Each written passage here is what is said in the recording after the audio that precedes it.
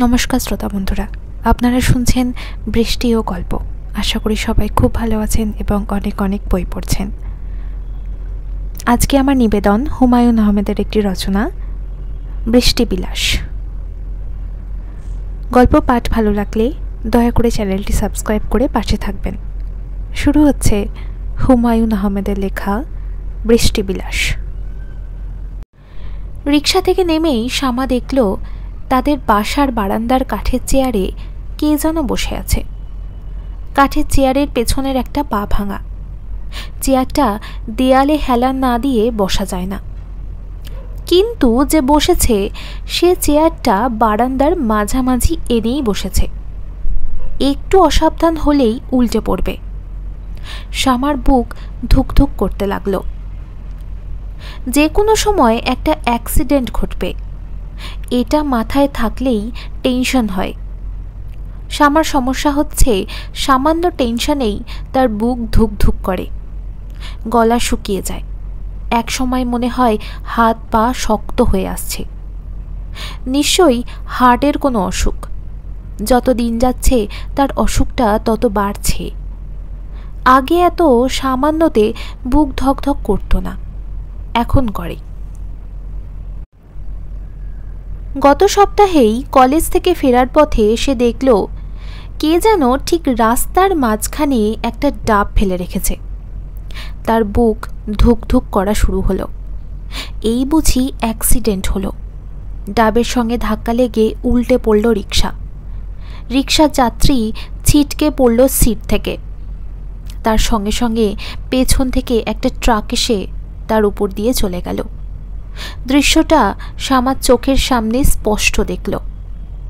তার হাত পা হয়ে গেল শক্ত, নড়ার ক্ষমতা নেই। অ্যাক্সিডেন্ট না হওয়া পর্যন্ত সে যেন নড়তে পারবে না। তার উচিত রাস্তায় নেমে ডাবটা সরিয়ে দেওয়া, সেটাও সম্ভব না। 20 বছর বয়সী রূপবতী একটা তরুণী রাস্তার ময়লা পরিষ্কার করছে, এই দৃশ্য মজাদার। চারিদিকে লোক জমে যাবে। সবাই তার দিকে ড্যাব ড্যাব করে তাকিয়ে থাকবে। তাদের দৃষ্টিতে পরিষ্কার লেখা থাকবে, ব্রেন নষ্ট মেয়ে। ডাবটা সরিয়ে সে যখন বাসার দিকে রওনা হবে, তখন তার পেছনে পেছনে কয়েকজন রওনা হবে, মজা দেখার জন্য যাবে। ব্রেন নষ্ট মেয়ে নতুন আর কি করে সেটা দেখার কৌতূহলেই পেছনে পেছনে যাওয়া। পাগল মেয়ের পেছনে হাঁটা যায়, তাতে কেউ দোষ ধরে না। ভাঙা চেয়ারটায় বসে আছেন শ্যামার বাবা আব্দুল রহমান। তিনি মালিবাগ অগ্রণী ব্যাংকের ক্যাশিয়ার। রাত 7টার আগে কোনো দিনই বাসায় ফেরেন না। এখন বাজে 3:10। অসময়ে বাসায় ফিরে বারান্দায় বসে আছেন বলে শ্যামা দূর থেকে বাবাকে চিনতে পারেনি। তাছাড়া বাসায় তিনি যতক্ষণ থাকেন খালি গায়ে থাকেন।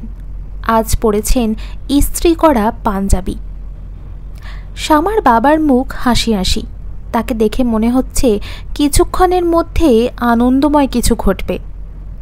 তার প্রতীক্ষায় চেয়ারে বসে তিনি পা দোলাচ্ছেন। শ্যামা বাবার দিকে তাকিয়ে আতঙ্কিত গলায় বলল, বাবা, এই চেয়ারটার পেছনের পা ভাঙা, তুমি উল্টে পড়বে। আব্দুল রহমান আনন্দিত গলায় বললেন, পায়া ঠিক করেছি, 3টা পেরেক মেরে দিয়েছি। তোর কলেজ ছুটি, ঘেমে টেমে কি হয়েছিস? যা ঘরে গিয়ে গোসল কর, আর তোর মাকে বল আমাকে একটা পান দিতে। শ্যামা ঘরে ঢুকল। শ্যামার মা সুলতানা মেয়েকে দেখেই বললেন, এত দেরি কেন রে? শ্যামা বিরক্ত হয়ে বলল, দেরি কোথায় দেখলে? 2টোর সময় কলেজ ছুটি হয়েছে, এখন বাজছে 2:25। যা গোসল করতে যা, বাথরুমে পানি সাবান তোয়ালে দেয়া আছে। খিদায় মরে যাচ্ছি, আগে ভাত দাও। আর বাবা পান চাচ্ছে। বাবা আজ এত সকাল সকাল অফিস থেকে ফিরল কেন? সুলতানা হাসি হাসি মুখে বললেন, তার অফিসের কয়েকজন কলিগ আসবে, বিকালে চা খাবে। তুই দাঁড়িয়ে আছিস কেন? গোসলে যা। শ্যামা শীতল গলায় বলল, ঘটনা কি বলো তো মা? আমাকে গোসল করানোর জন্য এত ব্যস্ত হয়ে গেছো কেন? সুলতানা হড়বড় করে বললেন, কোনো ঘটনা না। ঘটনা আবার কি? তোর বাবার কয়েকজন বন্ধু বিকালে চা খেতে আসবে। অফিসের বন্ধু বান্ধবরা চা খেতে আসতে পারে না? শ্যামা তীক্ষ্ণ গলায় বলল, চায়ের ট্রে নিয়ে তাদের সামনে সেজে গুজে আমাকে যেতে হবে, তাই তো? ঘটনা এরকম কিনা সেটা বলো। সুলতানা চুপ করে রইলেন।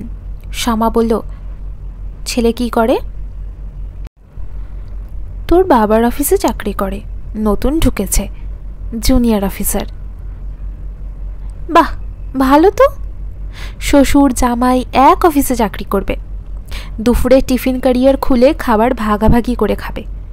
শ্বশুর জামাইকে সেধে খাওয়াবে, জামাই খাওয়া দাওয়া শেষ করে শ্বশুরের জন্য চমন বাহার দেওয়া পান নিয়ে আসবে। সুলতানা ফিক করে হেসে ফেললেন।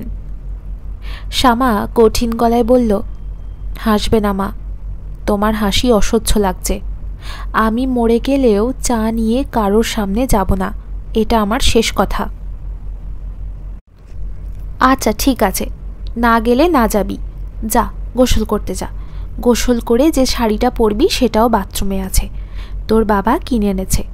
তোর বাবা যে কিনতে পারে তাই জানতাম না। গোসল করতেও যাব না, গা ঘামা অবস্থায় থাকবো। খিদে বেশি লেগেছে, আগে ভাত খেয়ে নিবি? ভাত খাবো না, গেস্ট না আসা পর্যন্ত ছাদে দাঁড়িয়ে থাকবো, গায়ে আরও রোদ লাগাবো, রোদে গায়ের চামড়া জ্বালিয়ে ফেলবো। তোর যা ইচ্ছা করিস, একটু ঠান্ডা হ। লেবু শরবত খাবি? গরম থেকে এসেছিস, লেবু শরবত ভালো লাগবে। লেবু শরবত খাবো না, বাবা পান চাচ্ছে, এখনো পান দিচ্ছ না কেন? শ্যামা মার সামনে থেকে সরে গেল, ঢুকলো বাথরুমে। বাথরুমে গোসলের সরঞ্জাম সুন্দর করে সাজানো, বালতি ভর্তি পানি, নতুন একটা সাবান, এখনো মোড়ক খোলা হয়নি। সাবানের পাশে নতুন একটা টুথব্রাশ। বাথরুমের দড়িতে হালকা সবুজ রঙের তাঁতের শাড়ি ঝুলছে। এই শাড়িটা শ্যামার বাবা আজ কিনে এনেছেন। বাবার রুচি খুবই খারাপ, কটকটে রং ছাড়া কোনো রং তার চোখে ধরে না, কিন্তু এই শাড়ির রংটা ভালো। মাথায় পানি ঢালতে ঢালতে শ্যামার মনে হলো লাল কাঁচের চুড়ি থাকলে খুব ভালো হতো। সবুজ শাড়ির সঙ্গে হাত ভর্তি লাল চুড়ি খুব মানায়, সাদা শাড়ির সঙ্গে মানায় নীল চুড়ি। এ বাড়িতে পানির খুব টানাটানি, সাপ্লাইয়ের পানি ঝিরঝির করে ৩-৪ ঘন্টা এসেই বন্ধ। জমা করে রাখা পানি খুব সাবধানে খরচ করতে হয়। কেউ পানি বেশি খরচ করলে তার দিকে সবাই এমনভাবে তাকায় যেন চোখের সামনে মূর্তিমান পানি খেকো শয়তান। আজ শ্যামার সেই ভয় নেই, পুরো বালতি শেষ করলেও কেউ কিচ্ছু বলবে না। শ্যামা মনের আনন্দে মাথায় পানি ঢালতে লাগলো। ঠান্ডা পানিতে এত আরাম লাগছে। শ্যামার ধারণা, গায়ে প্রচুর পানি ঢাললে শুধু যে শরীরের নোংরা দূর হয় তা না, মনের ময়লাও খানিকটা হলেও ধুয়ে চলে যায়। এই জন্যই মন ভালো লাগে। যে ছেলেটা তাকে দেখতে আসবে তাদের বাড়িতে প্রচুর পানি আছে তো। সবচেয়ে ভালো হয় যদি বাড়িতে বাথটাব থাকে। গরমের সময় বাথটাব ভর্তি করে সে পানি রাখবে। বরফের দোকান থেকে ৪-৫ কেজি বরফ এনে গুঁড়ো করে বাথটাবে ছেড়ে দেবে। কয়েকটা টাটকা গোলাপ কিনে গোলাপের পাপড়ি পানিতে ছেড়ে দিয়ে সে ডুবে থাকবে। হাতের কাছে টি পটে চা থাকবে, মাঝে মাঝে চায়ে চুমুক দেবে। ক্যাসেট প্লেয়ারে গান বাজতে পারে। নিশ্চয়ই বাথরুমে গান শুনতে ভালো লাগবে। অনেক মানুষই বাথরুমে ঢুকে দরজা বন্ধ করেই গান ধরে। ভালো না লাগলে নিশ্চয়ই ধরতো না। সুলতানা বাথরুমের দরজায় ধাক্কা দিলেন। অবাক হয়ে বললেন, শ্যামা, ভাত তরকারি সব ঠান্ডা হয়ে যাচ্ছে, এতক্ষণ কি করছিস? শ্যামা হালকা গলায় বলল, বালতির পানি সব শেষ হয়ে গেছে মা, আরও পানি লাগবে। আর পানি কোথায় পাবো? বাড়িওয়ালা চাচার ঘর থেকে আনাও, সারা গায়ে সাবান মেখে বসে আছি, পানি শেষ। আরেকটা কথা মা, যে ছেলেটা আমাকে দেখতে আসছে তার নাম কি? ছেলেটার নাম আতাউর। কি সর্বনাশ, খাতাউর আবার মানুষের নাম হয়? নাম শুনলেই মনে হয় খাতাউর সাহেব হাঁ করে আছেন খেয়ে ফেলার জন্য। খাতাউর না, আতাউর। শ্যামা, তুই ইচ্ছা করে ফাজলামি করছিস, এইসব ঠিক না। পানি আনার ব্যবস্থা করো মা। আসল কথা বলতে ভুলে গেছি। মা শোনো, লাল চুড়ি আছে? তোমার ট্রাঙ্কে তো অনেক জিনিস আছে, খুঁজে দেখো তো লাল চুড়ি আছে নাকি। আমি লাল চুড়ি পরব। সুলতানা আনন্দের নিঃশ্বাস ফেললেন। মেয়ে সহজভাবে কথা বলছে। তিনি কাজের মেয়েকে বালতি নিয়ে পানি আনতে পাঠালেন। মেয়েটা শখ মিটিয়ে গোসল করুক। মেয়েদের অতি তুচ্ছ শখও সঙ্গে সঙ্গে পূরণ করতে হয়। মেয়েরা মা বাপের সংসারে থাকে না, অন্য সংসারে চলে যায়। যে সংসারে যায় সেখানে সে হয়তো মুখ ফুটে শখের কথাটাও বলতে পারে না। অতিথিরা 5টার সময় উপস্থিত হলেন। তখন শ্যামার চুল বাঁধা হচ্ছে। চুল বেঁধে দিচ্ছে শ্যামার ছোট বোন এশা। এশা এবছর ক্লাস 10-এ উঠেছে। সে খুবই হাসি খুশি মেয়ে। গত 6 দিন ধরে কি কারণে যেন সে মুখ ভোঁতা করে আছে, কারোর সঙ্গে কথাবার্তা বলছে না। এশার মুখ ভোঁতার রহস্য উদ্ধারের চেষ্টা কেউ করছে না, কারণ চেষ্টা করে লাভ নেই। এশা নিজে থেকে মুখ না খুললে কেউ তার মুখ খোলাতে পারবে না। লোকজন চলে এসেছে। এই খবরটা দিলেও শ্যামার ছোট ভাই মন্টু। সে গত বছর এসএসসি পরীক্ষা দিয়েছিল। টাইফয়েড হয়ে যাওয়ার কারণে পরীক্ষা শেষ করতে পারেনি। এবার আবারও দিচ্ছে। আগামী বুধবার থেকে তার পরীক্ষা শুরু। মন্টুর ধারণা এবারে পরীক্ষার মাঝখানে তার বড় কোনো অসুখ হবে, সে পরীক্ষা দিতে পারবে না। এরকম স্বপ্নও সে দেখে ফেলেছে। স্বপ্নে পরীক্ষার হল থেকে অ্যাম্বুলেন্সে করে তাকে সরাসরি হাসপাতালে নেওয়া হয়। হাসপাতালে ডাক্তাররা ছোটাছুটি শুরু করেন, কারণ তাকে রক্ত না দিলে সে মারা যাবে। কোনো রক্তের সঙ্গেই তার রক্ত মিলছে না। শেষে একজনের সঙ্গে রক্তের গ্রুপ মিলল। সেই একজন তাদের স্কুলের হেড স্যার। তিনি রক্ত দিতে এসে তাকে দেখে প্রচণ্ড ধমক দিয়ে বললেন, কী রে, তুই এবছরও পরীক্ষা দিচ্ছিস না, ফাজলামি করছিস? মন্টু এসে প্রায় ফিসফিস করে বলল, আপা এসে গেছে, 4 জন এসেছে। শ্যামা বিরক্ত গলায় বলল, 4 জন এসেছে খুব ভালো কথা, তুই ফিসফিস করছিস কেন? এর মধ্যে ফিসফিসানির কি আছে? ট্যাক্সি করে এসেছে। শুনে খুশি হলাম। ট্যাক্সি করেই তো আসবে, ঠেলা গাড়িতে করে তো আর আসবে না, নাকি? তুই কি ভেবেছিলি ঠেলা গাড়িতে করে আসবে? অনেক মিষ্টি এনেছে, 5 প্যাকেট। সামনে থেকে যা তো, কানের কাছে বিজবিজ করবি না। কয় প্যাকেট মিষ্টি এনেছে দাঁড়িয়ে দাঁড়িয়ে গুনেছিস? শুনতেই তো লজ্জা লাগছে।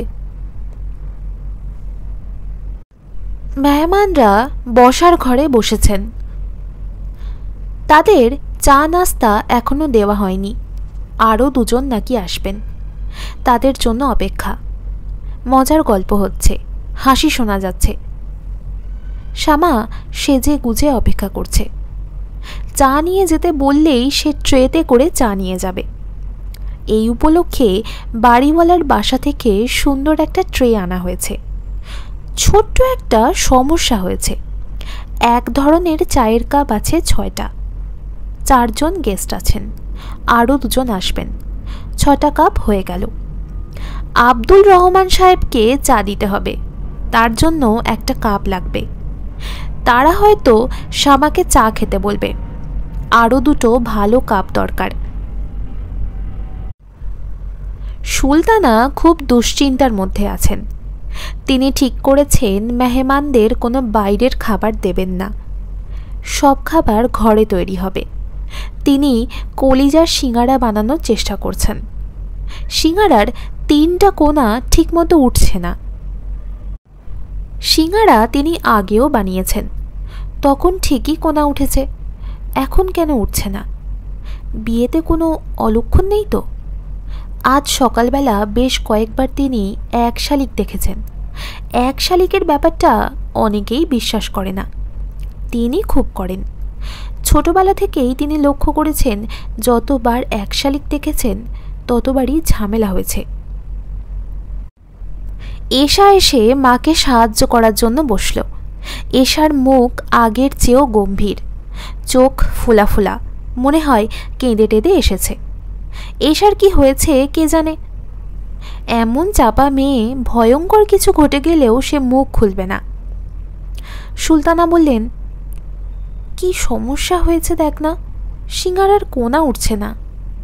এশা বলল, খেতে ভালো হলেই হলো, কোনা ওঠার দরকার নেই। দোকানের সিঙ্গারায় লোকজন কোনা খোঁজে, ঘরের সিঙ্গারায় খোঁজে না। সুলতানা বললেন, একটা খেয়ে দেখ তো। খেতে ইচ্ছা করছে না। তোর কি কোনো কারণে মন টন খারাপ? না, এক কথা 5 লক্ষবার জিজ্ঞেস করবে না তো মা। আমার মন খারাপ কি না এটা তুমি এই কদিনে 5 লক্ষবারের বেশি জিজ্ঞেস করে ফেলেছ। সুলতানা ছোট নিঃশ্বাস ফেলে বললেন, শ্যামা কি করছে? খাটে বসে আছে। সাজার পর তাকে কেমন দেখাচ্ছে রে? পরীদের রানীর মতো লাগছে। সুলতানা তৃপ্তির হাসি হাসতে হাসতে বললেন, শ্যামাকে যেই দেখবে সেই পছন্দ করবে।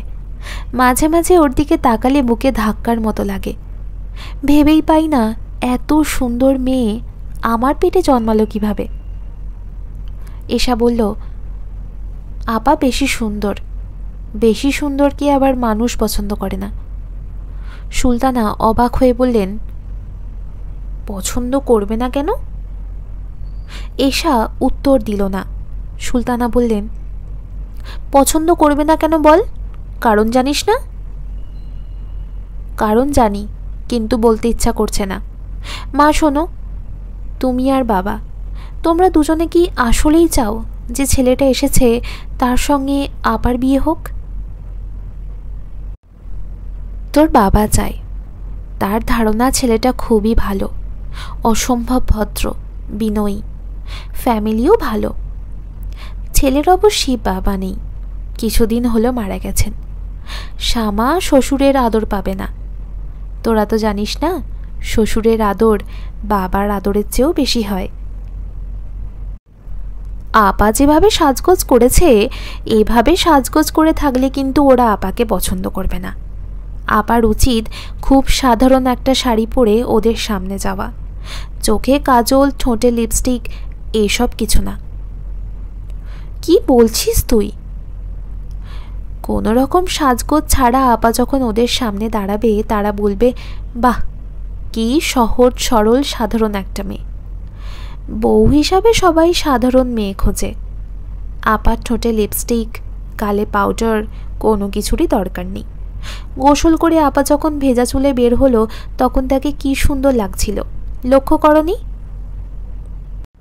সুলতানা অবাক হয়েই মেয়ের দিকে তাকালেন। তার কাছে খুব অদ্ভুত লাগছে। মনে হচ্ছে এই যেন সেদিন মেয়েটা ছোট্ট ছিল, সারা রাত ওয়া ওয়া করে কাঁদত। মুখে দুধ গুঁজে দিলেও কান্না থামাতো না। দুধ খাচ্ছে, ফাঁকে ফাঁকে কাঁদছে, কান্নাটা যেন তার বিশ্রাম। আর আজ এই মেয়ে গুট গুট করে কি সুন্দর কথা বলছে, কথাগুলো মনে হচ্ছে সত্যি। এশা বলল, মা, আপাকে সাধারণ ঘরে পড়ার একটা শাড়ি পরতে বলবো? বল, তোর বাবা আবার রাগ না করে, শখ করে একটা শাড়ি কিনে এনেছে।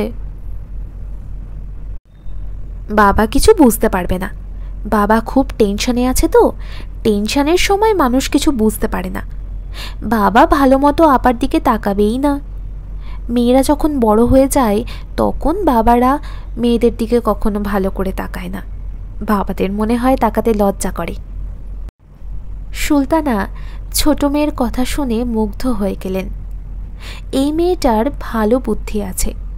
মেয়েটার বুদ্ধির খবর এই পরিবারে আর কেউ জানে না, শুধু তিনি জানেন। এই নিয়ে তার দুশ্চিন্তাও আছে। মেয়েদের বেশি বুদ্ধি ভালো না। বেশি বুদ্ধির মেয়ে কখনো সুখী হয় না। সংসারে যেই মেয়ের বুদ্ধি যত কম, সে তত সুখী।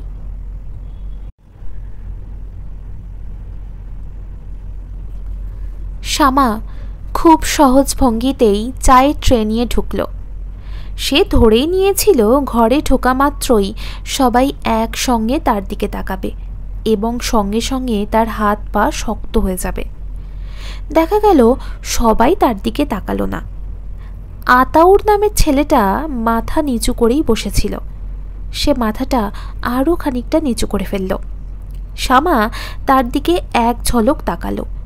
এক ঝলকে তার অনেকখানি দেখা হয়েছে। ছেলেটা ছায়ার কচু গাছের মতো ফর্সা, হাতের নীল নীল শিরা বের হয়ে আছে, অতিরিক্ত রোগা, ঘুমের সমস্যা আছে মনে হয়। চোখের নিচে কালি, বাম চোখের নিচে বেশি কালি, ডান চোখে কম। মাথায় অনেক চুল আছে, চেহারা ভালো, গোঁফ নেই, এটাও ভালো। পুরুষ মানুষের নাকের নিচে গোঁফ দেখলেই শ্যামার গা শিরশির করে, মনে হয় ঘাপটি মেরে মাকড়সা বসে আছে, তাড়া দিলেই নাকের ফুটোর ভেতর ঢুকে যাবে। কালো আচকান বড়া মুখ ভর্তি এক ভদ্রলোক শ্যামার দিকে তাকিয়ে বললেন, এই যে মা, আমাদের জন্য চা নিয়ে চলে এসেছে। কেমন আছো গো মা? শ্যামা বলল, জি ভালো আছি। বসো মা, তুমি আমার পাশে বসো। এমন সুন্দর কন্যা পাশে নিয়ে বসাও এক ভাগ্যের ব্যাপার। আচকান পড়া ভদ্রলোক সরে গিয়ে শ্যামার জন্য জায়গা করলেন। শ্যামা সহজ গলায় বলল, আমি খাবারটা হাতে হাতে দিয়ে নিই, তারপর বসি। ঠিক আছে মা, ঠিক আছে। আগে কাজ, তারপর বসা, তারপর আলাপ। আর এই জগতে খাওয়ার চেয়ে বড় কাজ তো কিছু নেই, কি বলেন আপনারা?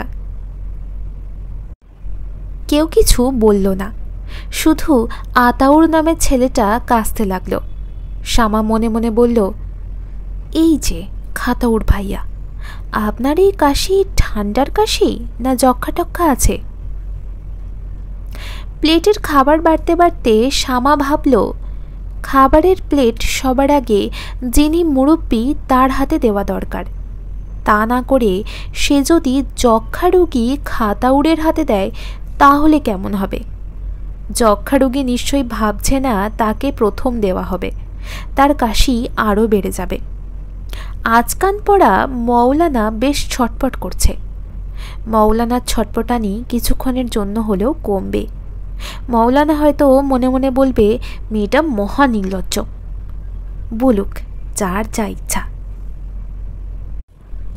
শ্যামা খাবারের প্লেট আতাউরের দিকে বাড়িয়ে দিয়ে খুব স্বাভাবিক গলায় বলল, আপনার কি ঠান্ডা লেগেছে? এত কাশছেন কেন? শ্যামা যা ভেবেছিল তাই হলো। আচকান বড়া মৌলানা হকচকিয়ে গেলেন। তিনি শ্যামার দিকে চোখ বড় বড় করে তাকাচ্ছেন। যক্ষা রোগীর কাশি কিছুক্ষণের জন্য হলেও থেমেছে। শ্যামার বাবাও অবাক হয়ে মেয়ের দিকে তাকিয়ে আছেন। মনে হচ্ছে ঘটনা কি ঘটছে তিনি বুঝতে পারছেন না। আচকান বড়া মৌলানা নিজেকে সামলে নিয়ে বললেন, মা শোনো, পুরুষ মানুষের কাশিকে তুচ্ছ করতে নেই। পুরুষ মানুষ চেনা যায় কাশি দিয়ে। কথায় আছে, ঘোড়া চিনি কানে, রাজা চিনি দানে, কন্যা চিনি হাসে, পুরুষ চিনি কাশে। আতাউরকে চিনতেছি তার কাশিতে, আর তোমাকে চিনতেছি তোমার হাসিতে। শ্যামা লক্ষ্য করল সবাই হাসতে শুরু করেছে, এমনকি তার বাবাও হাসছেন, যিনি কখনো হাসেন না, কারণ হাসিকে তিনি চারিত্রিক দুর্বলতা মনে করেন। সবাই হাসছে, শুধু যক্ষা রোগীর মুখে কোনো হাসি নেই। সে মাথা আরও নিচু করে ফেলেছে। কালো আচকান পরা মৌলানা পাত্রের মেজো চাচা সৈয়দ আওলাদ হোসেন নেত্রকোনা কোর্টে ওকালতি করেন। তিনি পাত্রের অভিভাবক। বিয়ের কথাবার্তার সময় পাত্রের অভিভাবকরা ক্রমাগত কথা বলেন। সৈয়দ সাহেব তার ব্যতিক্রম নন।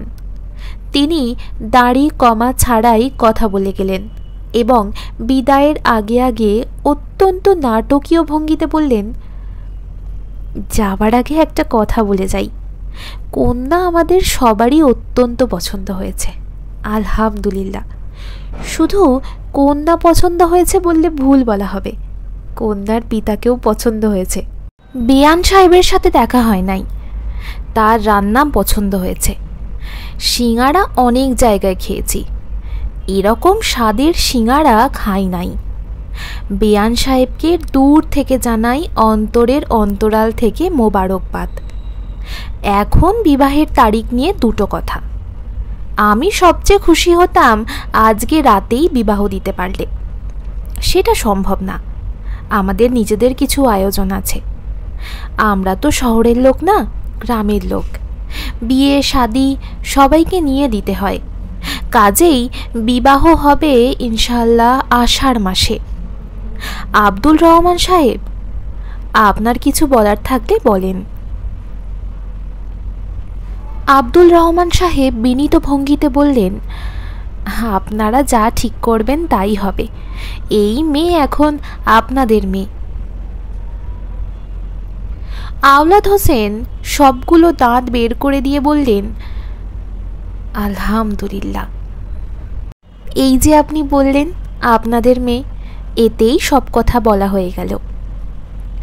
মেয়ে তো আমাদের অবশ্যই, আপনাদের বাড়িতে থাকতে দিয়েছি। আওলাদ সাহেব আজকানের পকেট থেকে আংটি বের করে শামার আঙুলে পরিয়ে দিলেন। শুধু আংটি না, আংটির সঙ্গে খাম ভর্তি টাকাও আছে, 1001 টাকা। আওলাদ সাহেব বললেন, এই যে 1001 টাকা দিলাম, এর একটা ইতিহাস আছে। ইতিহাস না বললে বুঝবেন না, হয়তো ভাববেন টাকা দিচ্ছে কেন, ছোট লোক নাকি। এখন ইতিহাসটা বলি। আজ আমাদের খুবই গরিবী হালত, সব সময় এরকম ছিল না। আমার পূর্বপুরুষরা ছিল ঈশ্বরগঞ্জের নওয়ানি জমিদার। তাদের নিয়ম ছিল কন্যাকে 1001টা আশরাফি দিয়ে মুখ দেখা। এই নিয়ম তো এখন আর সম্ভব না, তারপরেও পুরনো স্মৃতি ধরে রাখা। শামা বাবার চোখের ইশারায় তার হবু চাচা শ্বশুরকে পা ছুঁয়ে সালাম করে বোকার মতো দাঁড়িয়ে রইল। তার কাছে মনে হচ্ছে সে একটা নাটকে পাঠ করছে, যে নাটকে তার চরিত্রটা খুবই গুরুত্বপূর্ণ, কিন্তু কোনো সংলাপ নেই। পরিচালক তাকে বুঝিয়ে দেননি স্টেজে উঠে কি করতে হবে। 1001 টাকা ভর্তি খামটা হাতে নিয়ে দাঁড়িয়ে থাকতে খুবই অস্বস্তি লাগছে। এটা যদি কোনো হাসির নাটক হতো, তাহলে সে খাম খুলে টাকাগুলো বের করে গুনতে শুরু করত এবং একটা নোট বের করে বলতো, এই নোটটা ময়লা, বদলে দিন। কিন্তু এটা কোনো হাসির নাটক না, খুবই সিরিয়াস নাটক। নাটকের কেন্দ্রীয় চরিত্রের একজন ঈশ্বরগঞ্জের নওয়ানি জমিদারের উত্তরপুরুষ সৈয়দ ওয়ালিউর রহমান এখন আবেগে আপ্লুত হয়ে কাঁদছেন এবং রুমালে চোখের পানি মুছছেন। নাটকের আরেক চরিত্র শামার বাবা আব্দুল রহমান সাহেবের চোখেও পানি। অন্যান্য পার্শ্ব চরিত্ররাও উঁকিঝুঁকি দিচ্ছে। মন্টুকে দেখা যাচ্ছে, সে ব্যাপার দেখে পুরোপুরি হকচকিয়ে গিয়েছে। তার হাতে একটা পানির গ্লাস। শামার মনে হলো যে কোনো মুহূর্তে সে হাত থেকে পানির গ্লাস ফেলে দেবে। বিয়ের পাকা কথার দিন হাত থেকে পড়ে গ্লাস ভাঙা শুভ না অশুভ কে জানে। শামার হঠাৎ করেই আয়নায় নিজেকে দেখতে ইচ্ছা করল। তার চেহারাটা কি আগের মতোই আছে, না বদলাতে শুরু করেছে? ছেলেদের চেহারা সমগ্র জীবনে খুব একটা পাল্টায় না, কিন্তু মেয়েদের চেহারা পাল্টাতে থাকে। কুমারী অবস্থায় থাকে একরকম চেহারা, বিয়ের কথাবার্তা ঠিক হওয়ার সময় অন্যরকম এক চেহারা, বিয়ের পর আরেক রকম চেহারা, মা হবার পর চেহারা আবার পাল্টায়, যখন শাশুড়ি হয় তখন আরেক দফা চেহারা বদলায়।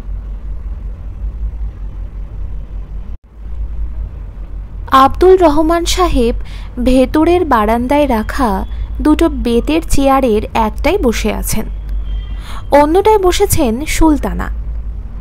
আব্দুল রহমান সাহেবের হাতে জ্বলন্ত সিগারেট। তিনি সিগারেট খান না। আজ বিশেষ দিন উপলক্ষে মন্টুকে দিয়ে 3টে সিগারেট আনানো হয়েছে।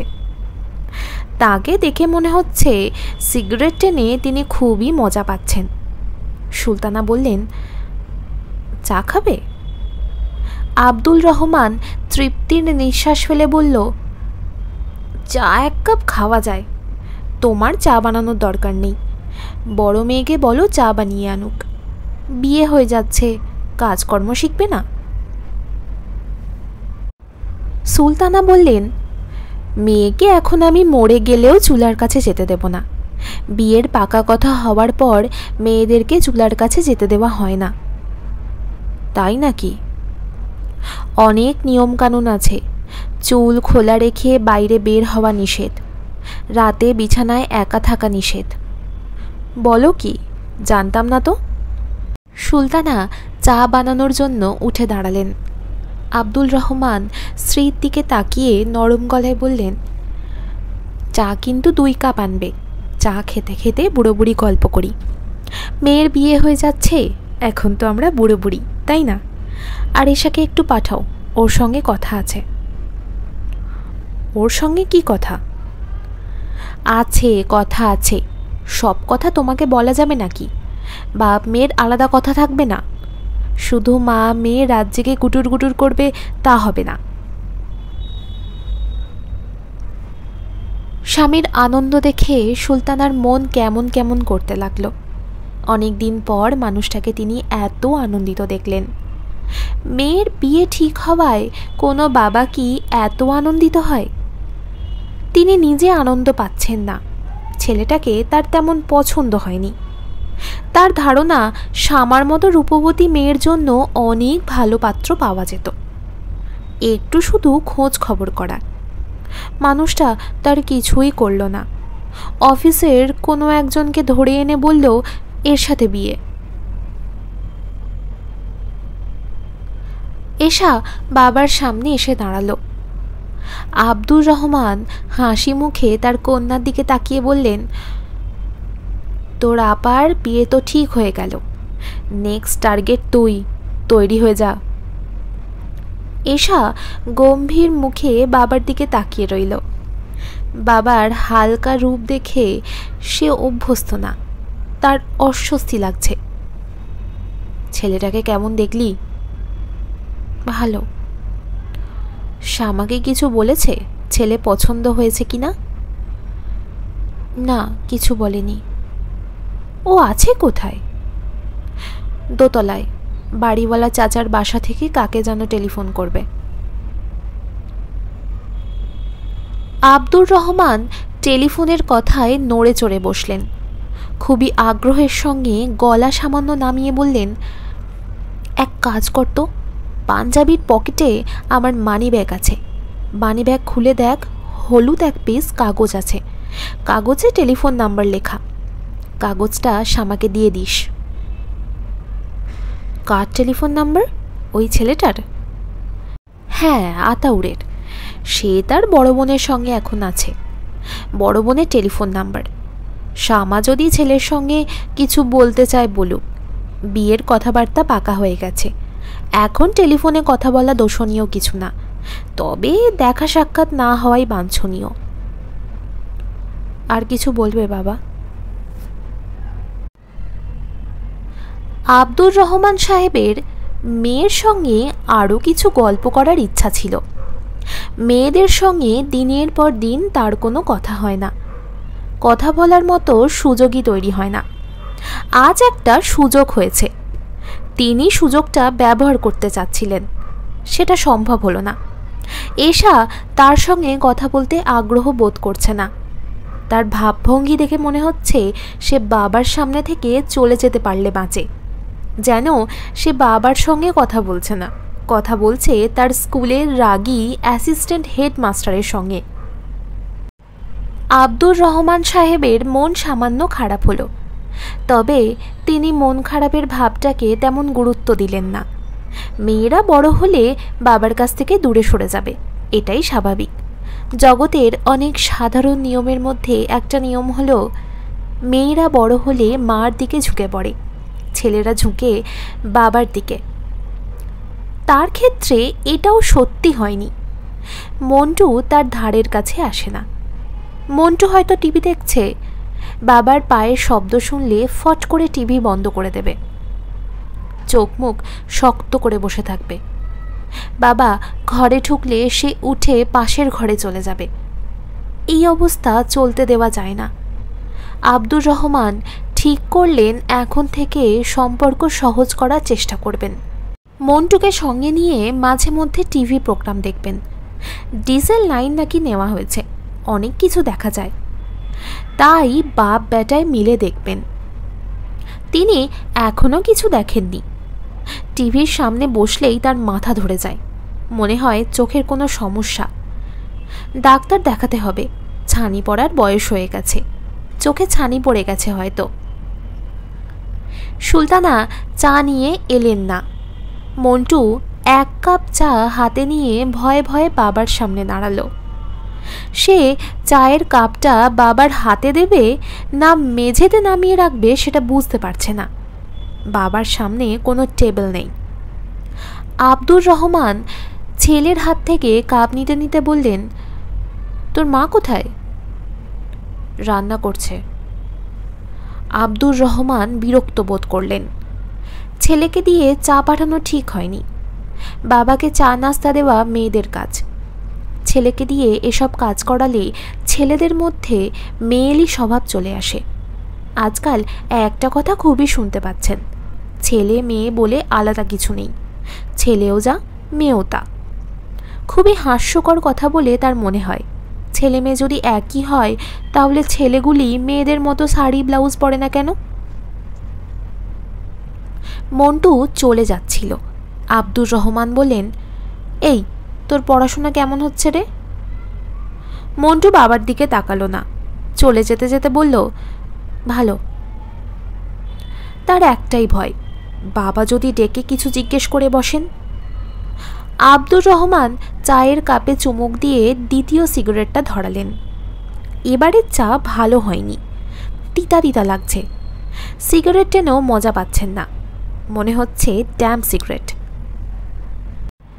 সামাদের বাড়িওয়ালা মুত্তালিব সাহেবের বয়স ৫৫।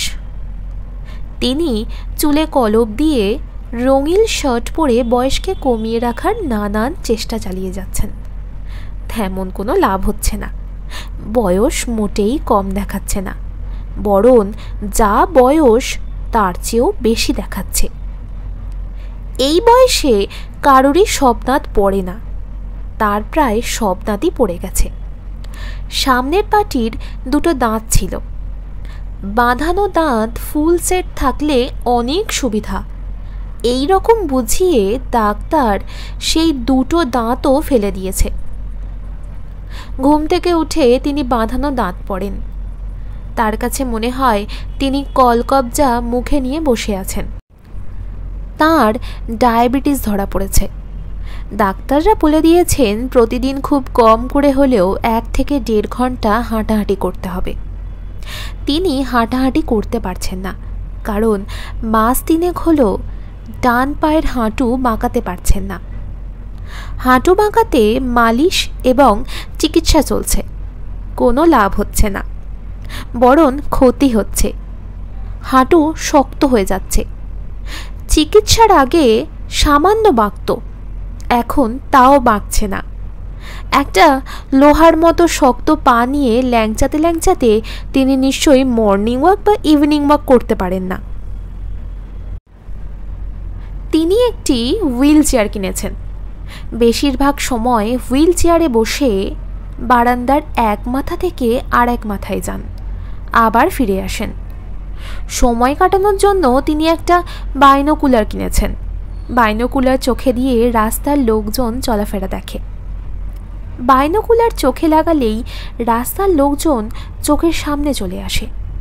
তখন তাদের সঙ্গে গম্ভীর গলায় কথাবার্তা বলেন। এই যে চশমাওয়ালা, মাথাটা বাঁকা করে আছেন কেন? ঘাড়ে ব্যথা? রাতে বেকায়দায় ঘুমেছিলেন? ভদ্রলোক বাড়িতে একা থাকেন। স্ত্রীর সঙ্গে বনিবনা হয়নি বলে 15 বছর আগে ডিভোর্স হয়ে গেছে। তিনি নিজে ডিভোর্সের পক্ষপাতী ছিলেন না। তাদের 7 বছর বয়সের একটা মেয়ে আছে। ডিভোর্স হলে মেয়েটা যাবে কোথায়? কিন্তু মোত্তালিব সাহেবের স্ত্রী হেলেনা খাওয়া দাওয়া বন্ধ করে দিলেন। উকিল এনে ডিভোর্সের ব্যবস্থা না করা পর্যন্ত তিনি অন্ন স্পর্শ করবেন না। হেলেনা ডিভোর্সের 2 বছরের মাথায় আবারও বিয়ে করেছেন। দ্বিতীয় স্বামীর সঙ্গে তার জীবন সুখেই কাটছে বলে মনে হয়। এই ঘরে ছেলে মেয়ে হয়েছে, 2 ছেলে 1 মেয়ে। বিস্ময়কর মনে হলেও সত্যি, তিনি প্রায়ই তার প্রাক্তন স্বামীর সঙ্গে টেলিফোনে কথা বলেন। মোত্তালিব সাহেবের একটাই মেয়ে, মীনাক্ষী। হেলেনার দ্বিতীয় বিয়ের পর তিনি মীনাক্ষীকে জোর করে নিজের কাছে রেখে দেন। মীনাক্ষীর বয়স তখন 8। সে এমনই কান্নাকাটি শুরু করে যে তিনি নিজেই মেয়েকে তার মার কাছে রেখে আসেন এবং হুঙ্কার দিয়ে বলেন, তোকে যদি আমার বাড়ির ত্রিসীমানায় দেখি তাহলে কিন্তু কাঁচা খেয়ে ফেলব। আর খবরদার আমাকে বাবা ডাকবি না। গোফালা যে ছাগলটার সঙ্গে তোর মা বিয়ে করেছে তাকে বাবা ডাকবি। আমাকে নাম ধরে ডাকবি, মিস্টার মোত্তালিব ডাকবি, ফাজিল মেয়ে। সেই মীনাক্ষী এখন থাকে স্বামীর সঙ্গে নিউ আর্লিসে। টেলিফোনে বাবার খোঁজ খবর প্রায়ই করে। মোত্তালিব সাহেব কখনো টেলিফোন করেন না, কারণ তিনি মেয়ে টেলিফোন নাম্বার বা ঠিকানা জানেন না, কখনো জানার আগ্রহ বোধ করেননি। ভদ্রলোক যৌবনের নানান ধরনের ব্যবসা বাণিজ্য করেছেন, কোনোটি তেমন জমেনি। জীবনের শেষবেলায় তার সঞ্চয় অতীশ দীপঙ্কর রোডে দোতলা একটা বাড়ি, 1300 সিসির লাল রঙের একটা টয়োটো এবং ব্যাংকে কিছু ফিক্সড ডিপোজিট। একসময় ভেবেছিলেন ফিক্সড ডিপোজিটের সুদের টাকায় জীবনটা কাটিয়ে দিতে পারবেন। এখন তা ভাবছেন না, প্রায় তাকে মূল সঞ্চয়ে হাত দিতে হচ্ছে। মোত্তালিব সাহেব শামা মেয়েটিকে অত্যন্ত পছন্দ করেন। কোনো এক বিচিত্র কারণে তিনি চান না তার পছন্দের কথাটা শামা জানুক। শামার সঙ্গে দেখা হলেই তিনি তথস্থ হয়ে থাকেন। তার একটাই চিন্তা, অস্বাভাবিক মমতার ব্যাপারটা তিনি কিভাবে গোপন রাখবেন। তার ধারণা এই কাজটা তিনি অত্যন্ত সুন্দরভাবেই করছেন। বাস্তবে সেরকম না, শামা ব্যাপারটা খুব ভালো মতো জানে। বিকেলে শামাকে দোতলায় উঠতে দেখে তিনি ধমকের গলায় বললেন, টেলিফোন করতে এসেছিস? তোকে 100 বার বলেছি এটা পাবলিক টেলিফোন না। শামা বলল, টেলিফোন করতে আসিনি, আপনার পায়ের অবস্থা জানতে এসেছি। পায়ের অবস্থা কি? হাঁটু কি বাঁকা হচ্ছে না আগের মতোই আছে? মোত্তালিব সাহেব জবাব দিলেন না। শামা বলল, এরকম রাগি রাগি মুখ করে বসে আছেন কেন? মোত্তালিব সাহেব বিরক্ত মুখে বললেন, মাথা ধরেছে, তুই কথা বলিস না তো। তোর ক্যান ক্যানে গলা শুনে মাথা ধরা আরও বেড়ে যাচ্ছে। তুই যে জন্য এসেছিস সেটা শেষ করে বিদায় হ। আমি কি জন্য এসেছি? টেলিফোন করতে এসেছিস? ত্রিনা ফিনা কতগুলো মেয়ে বান্ধবী ভালোই জুটিয়েছিস, বেয়াদবের এক শেষ। আপনার সঙ্গে কি বেয়াদবি করলো? রাত 11:30টার সময় টেলিফোন করে বলে, আপনাদের একতলায় যে থাকে শামা নাম, তাকে একটু ডেকে দিন তো। কোনো সালাম আলাইকুম নেই, কিচ্ছু নেই। আপনি কি করলেন? খট করে টেলিফোন রেখে দিলেন। আমি বললাম রাত 11:30 বাজে, এটা আড্ডার সময় না, ঘুমোতে যাওয়ার সময়। বিছানায় যাও, ঘুমাবার চেষ্টা করো। এটা বলেই খট করে টেলিফোন রেখে দিলেন? খট করে রাখলাম না, যেভাবে রাখতে হয় সেভাবেই রাখলাম। তুই দুনিয়ার মানুষকে আমার টেলিফোন নাম্বার দিয়েছিস, এটা ঠিক না। আর দেব না। যাদের দিয়েছিস তাদের বলে দিবি কখনো যেন এই নাম্বারে তোকে খোঁজ না করে। আচ্ছা, বলে দেব। আপনি দয়া করে রাগে দাঁত কিরবির করবেন না, আপনার ফলস দাঁত খুলে পড়ে যাবে। শ্যামা হাসছে। মোত্তালিব সাহেব ছোট্ট করে নিঃশ্বাস ফেললেন। মেয়েটা খুবই সুন্দর করে হাসছে, দেখলেই মায়া লাগে। মোত্তালিব সাহেবের এখন বলতে ইচ্ছা করছে, শ্যামা শোন, তোর বন্ধুদের বলিস টেলিফোন করতে, আমি তোকে ডেকে দেব। শ্যামা বলল, চাচা, ডাক্তার যে আপনাকে বলেছে দেওয়াল ধরে হাঁটতে, আপনি কি হাঁটছেন? না। আসুন, আমার হাত ধরে ধরে হাঁটুন। প্রতিদিন আমি আধ ঘন্টা করে আপনাকে হাঁটা প্র্যাকটিস করাবো। তার বদলে আমাকে কি করতে হবে? তার বদলে আপনি আমাকে আধ ঘন্টা করে টেলিফোন করতে দেবেন, ঠিক আছে চাচা? না, ঠিক নেই। আজ বিকালে তোদের এখানে কে এসেছিল? খাতাউর সাহেব এসেছিলেন। খাতাউরটা কে? এখনও কেউ না, তবে ভবিষ্যতে আমার হাজব্যান্ড হয়ে আসরে নামতে পারেন, সম্ভাবনা উজ্জ্বল। মোত্তালিব সাহেব হুইল চেয়ারে সোজা হয়ে বসলেন। কোণে দেখার মতো বড় একটা ব্যাপার ঘটেছে, অথচ কেউ তাকে খবরও দেয়নি। খবর পাঠালে কি তিনি উপস্থিত হতেন না? হাঁটুতে সমস্যা, তাই বলে হাঁটাহাঁটি তো পুরোপুরি বন্ধ না। ছেলে কি করে? বাবার অফিসে চাকরি করে। দেশ কোথায়? দেশ হলো বাংলাদেশ। কোন জেলা? গ্রামের বাড়ি কোথায়? জানি না। ছেলের নাম কি সত্যি খাতাউর? জি না, ভালো নাম আতাউর, তবে সব মহলে খাতাউর নামে পরিচিত। শ্যামা আবারও হাসছে।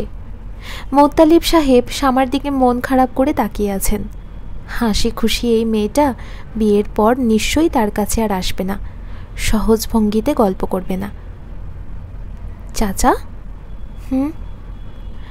আমি কি আজ শেষবারের মতো আপনার টেলিফোনটা ব্যবহার করতে পারি? আমার যে বিয়ে ঠিক হয়ে গেছে এই খবরটা বন্ধুদের দেব। মোত্তালিব সাহেব শার্টের পকেট থেকে টেলিফোনের চাবি বের করে দিলেন। তিনি তার টেলিফোন সবসময় তালাবন্ধ করে রাখেন। শ্যামা সবসময় খুব আয়োজন করে টেলিফোন করে। টেলিফোন সেটের পাশেই ইজি চেয়ার, সেই ইজি চেয়ারে গা এলিয়ে শুয়ে পড়ে। টেলিফোন সেটটা রাখে নিজের কোলে। কথা বলার সময় তার চোখ থাকে বন্ধ। চোখ বন্ধ থাকলে যার সঙ্গে কথা বলা হয় তার চেহারা চোখে ভাসে, তখন কথা বলতে ভালো লাগে। হ্যালো ত্রিনা। কি করছিলি? কিছু করছিলাম না, আচার খাচ্ছিলাম। কিসের আচার? তেঁতুলের আচার। খাবি? খাবো। শ্যামা হাসছে, ত্রিনাও হাসছে। শ্যামা তার বিয়ের খবরটা কিভাবে দেবে ঠিক গুছিয়ে উঠতে পারছে না। ত্রিনা বলল, 17 তারিখের কথা মনে আছে তো, মীরার বিয়ে? মনে আছে। বাসা থেকে পারমিশন করিয়ে রাখবি, আমরা সারা রাত থাকবো, খুব হুল্লোড় করব। জিনিয়া বলেছে সে তার বাবার কালেকশন থেকে 1 বোতল শ্যাম্পেন নিয়ে আসবে, দরজা বন্ধ করে শ্যাম্পেন খাওয়া হবে। সারা রাত থাকতে দেবে না? অবশ্যই দেবে, না দেওয়ার কি আছে, তুই তো কচি খুকি না। আমাদের বাসা অন্য সব বাসার মতো না। কোনো কথা শুনতে চাচ্ছি না, যেভাবে হোক পারমিশন আদায় করবি। আচ্ছা দেখি। তুই একটু ধর তো শ্যামা, আমার হাতে তেঁতুল শেষ হয়ে গেছে, তেঁতুল নিয়ে আসি, 1 মিনিট। শ্যামা টেলিফোন ধরে বসে রইল। ত্রিনা ফিরে এলো না। ত্রিনার সঙ্গে টেলিফোনে কথা হলে এই ব্যাপারটা প্রায়ই ঘটে। ত্রিনা কথাবার্তার মাঝখানে হঠাৎ বলে, 1 মিনিট ধর, আমি আসছি, আর আসে না। ত্রিনা কি এটা ইচ্ছা করে করে? যাদের সঙ্গে তার কথা বলতে ইচ্ছা করে না তাদের সঙ্গে এই ধরনের ট্রিক্স করে? আব্দুর রহমান সাহেব 10টা বাজতেই ঘুমাতে যান। আজ ঘুমোতে গেলেন 11:30টায়। হিসাবের বাইরে 1.5 ঘন্টা কাটালেন টিভি দেখে। কোনো একটা চ্যানেলে বাংলা ছবি হচ্ছিল। মাঝামাঝি থেকে দেখতে শুরু করেছেন। দেখতে তেমন ভালো লাগছে না, আবার খারাপও লাগছে না। তার ইচ্ছা করছিল স্ত্রী এবং ছেলে মেয়ে সঙ্গে নিয়ে ছবি দেখবেন, সেটা সম্ভব হলো না। মন্টু বলল তার পরীক্ষা, সে টিভি দেখবে না। এসা বলল সে বাংলা ছবি দেখে না। শ্যামা বলল তার মাথা ধরেছে। তিনি একা একাই টিভির সামনে বসে রইলেন। সিনেমার গল্পে মন দেওয়ার চেষ্টা করলেন। বড়লোক নায়ক গাড়ি অ্যাক্সিডেন্ট করে অন্ধ হয়ে গেছে। তার সেবা শুশ্রূষার জন্য এক অসম্ভব রূপবতী নার্স বাড়িতে এসেছে। নার্স ছেলেটির প্রেমে পড়ে গেল, অথচ ছেলেটির অন্য এক প্রেমিকা আছে। গল্পের নানান ধরনের জটিলতা। এর মধ্যে নায়কের এক বন্ধু আছে, যার প্রধান দায়িত্ব হাস্যকর কাণ্ডকারখানা করে লোক হাসানো। যেমন সে ফ্রিজের ভেতর ঘাপটি মেরে বসে থাকে। কেউ ফ্রিজ থেকে পানির বোতল আনতে গেলে সে নিজের হাতই বাড়িয়ে বোতল তুলে দেয়। আব্দুর রহমান নায়কের বন্ধুর অভিনয়ে খুবই মজা পেলেন। যে কবার তাকে পর্দায় দেখা গেল সে কবারই তিনি প্রাণ খুলে হাসলেন।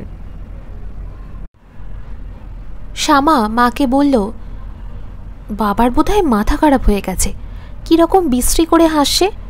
মা, তুমি বাবার মাথায় পানি ঢেলে বিছানায় শুইয়ে দাও। সুলতানা হাসছেন। শ্যামা বলল, হাসির কথা না মা, আমার সত্যি ভালো লাগছে না। সুলতানা বললেন, তোর বিয়ে ঠিক হওয়ায় বেচারা খুবই খুশি হয়েছে, খুশি চাপতে পারছে না বলে এরকম করছে। আমার তো মা এমন রাজপুত্রের সঙ্গে বিয়ে হচ্ছে না, কেরানি টাইপ একজনের সঙ্গে বিয়ে ঠিক হয়েছে।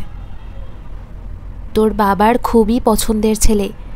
মাঝে মাঝে এরকম হয়, কারণ ছাড়াই কোনো একজনকে মনে ধরে যায়। কারণ ছাড়া কিছু হয় না মা, সব কিছুর পেছনে কারণ থাকে। মাঝে মাঝে কারণটা বোঝা যায়, মাঝে মাঝে বোঝা যায় না। তোর কি ছেলেটাকে পছন্দ হয়েছে? না। তোর বাবা তো একেবারে বিয়ের তারিখ ফারিখ ঠিক করে ফেলল। করলেও কোনো লাভ হবে না। আচ্ছা মা শোনো, ওরা যে 1001 টাকা দিয়ে গেছে, ওই টাকাটা আমি খরচ করে ফেলি? সুলতানা মেয়ের দিকে তাকিয়ে রইলেন।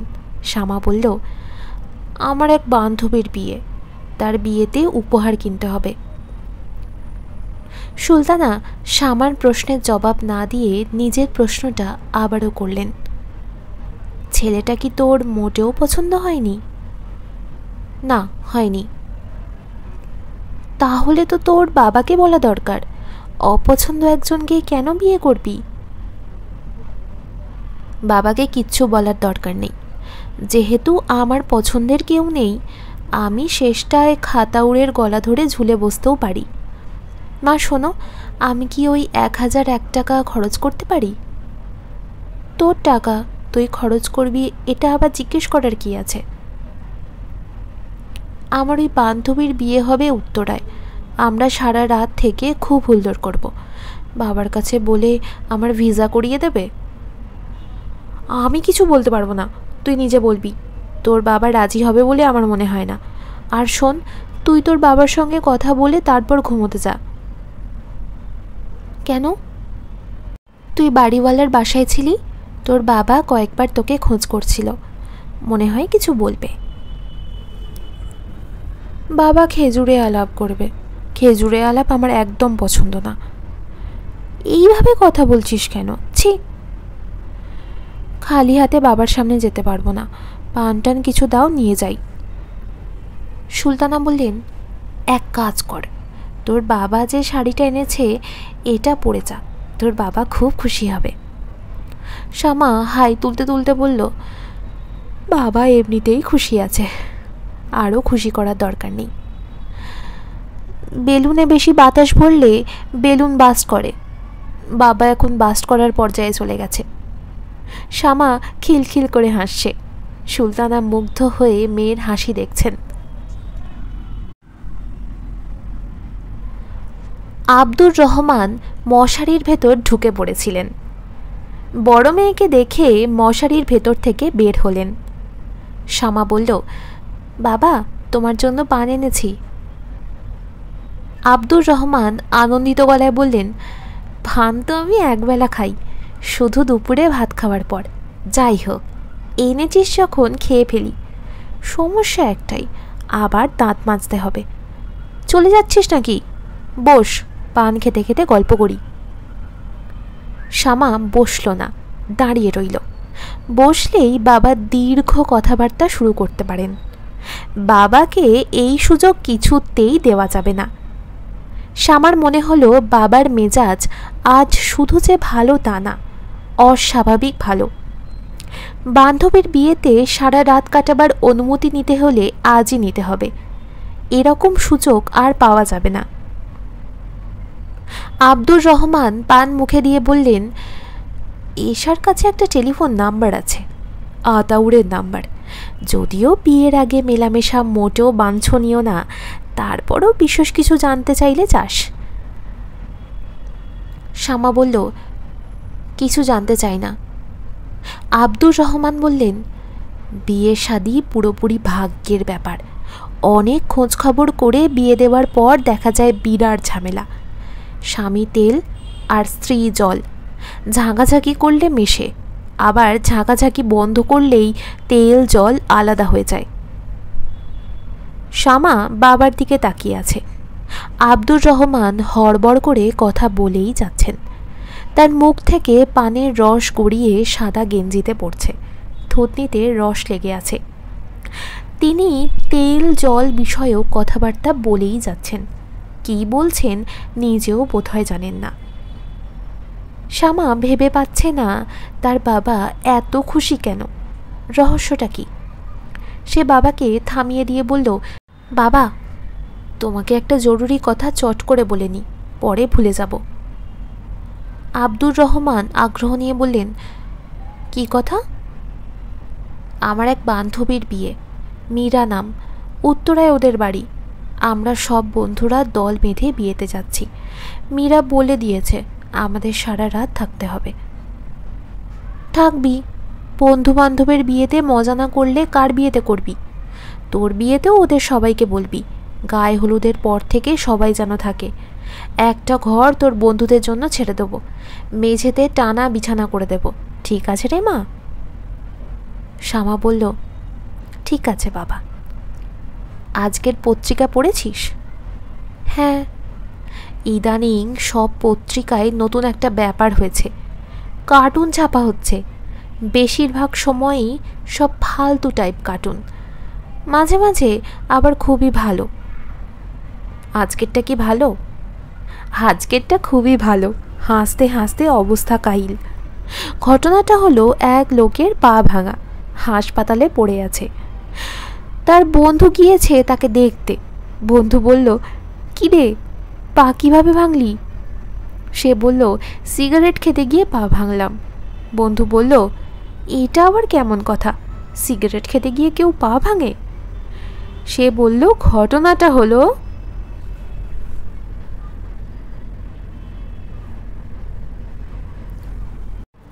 মিথ্যা দু রকমের হয়, হঠাৎ মুখে এসে যাওয়া মিথ্যা আর ভেবে চিনতে বলা মিথ্যা। হঠাৎ মিথ্যা আপনা আপনি মুখে এসে যায়, কোনো পরিশ্রম করতে হয় না। ভেবে চিনতে মিথ্যা বলাটাই কঠিন। এই মিথ্যা সহজে গলায় আসে না, বারবার মুখে আটকে যায়। শ্যামার মুখে অবশ্যই মিথ্যা তেমন আটকাচ্ছে না। সে গড় গড় করেই বলে যাচ্ছে এবং নিজেও খুব বিস্মিত হচ্ছে। সে কথা বলছে টেলিফোনে। ওপাশে ফোন ধরে আছে আতাউর। মাত্র সন্ধ্যা হয়েছে। সন্ধ্যাবেলা মিথ্যা বলতে নেই, শ্যামাকে বলতে হচ্ছে। শ্যামা বলল, আপনি আমাকে চিনবেন না, আমার নাম এশা। শ্যামা আপু, যার সঙ্গে আপনার বিয়ের কথাবার্তা হয়েছে, আমি তার ছোট বোন। ও আচ্ছা, তুমি কেমন আছো? ভালো আছি।